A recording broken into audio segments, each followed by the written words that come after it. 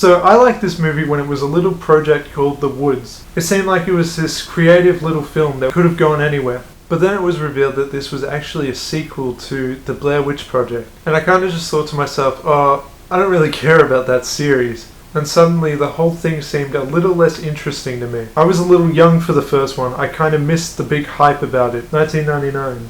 I was 3. So the fact that it was a Blair Witch sequel didn't really personally get me too excited. I'm Jack Fitzpatrick and this is my review of Blair Witch.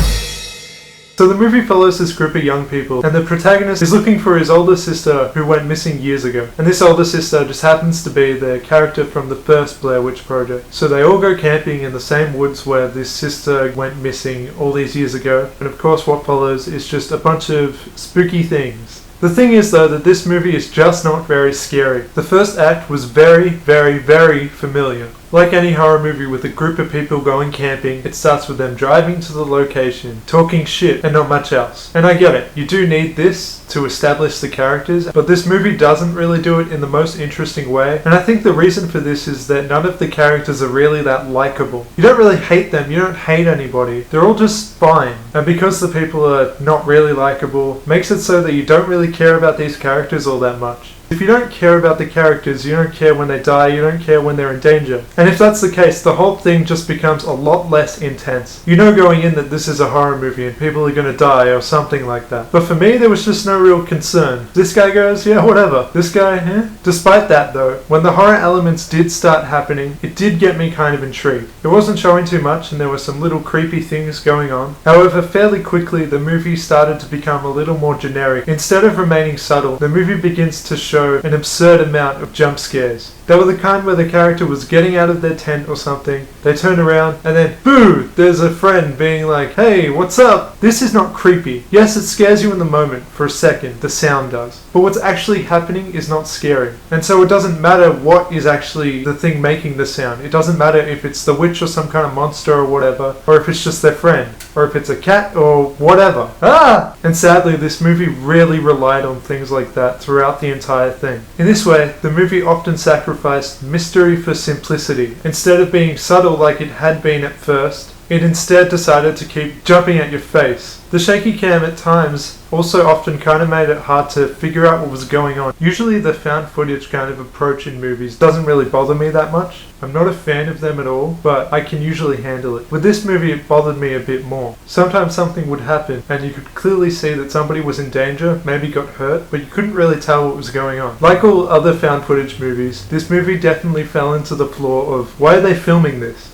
Now the general idea of the movie does justify a lot of the reasons that they're filming. But there were just moments where the characters were in their tents at night by themselves and there was obviously not really much going on. So in the context of the film, there was not really any reason for them to be filming. Some scenes in the movie did manage to be kind of upsetting and uncomfortable. There's something about these people in this hopeless situation, kind of just crying, that kind of gets to me a little bit, like I admit, but that's a little of my fault. That's a bit of me being a bit sensitive. And there's also this scene that you would have seen in the trailer where this girl is crawling through this tight tunnel and it kind of just makes me uncomfortable because she can't turn around, she can't get out. I don't want to be in that situation.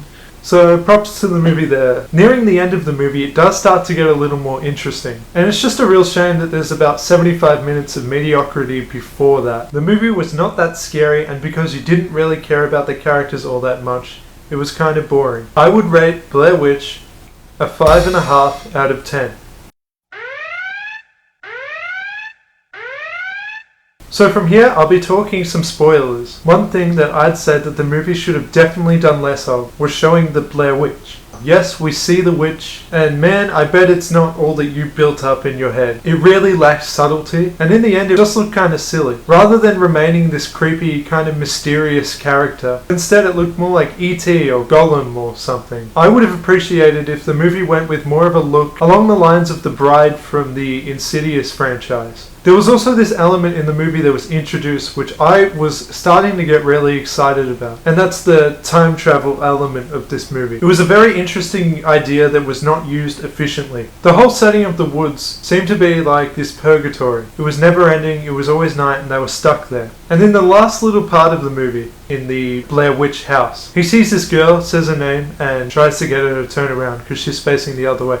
And because I'm not that good at remembering characters' names in movies, I kind of forgot who that was. It turned out that it was just the girl that was in the movie the entire time. But at first I thought it was the sister that went missing years and years ago. And I would have found it very interesting if she was there for all those years stuck in this time. And it would have been a haunting ending if the movie ended with them not dying, not the witch coming, but just simply knowing that they're going to be stuck there for who knows how long, forever. Blair Witch was a movie with a lot of missed opportunities. It didn't use its full potential, and in the end it was kind of disappointing. I really think it could have been better than it was, but in the end the movie was just kind of okay.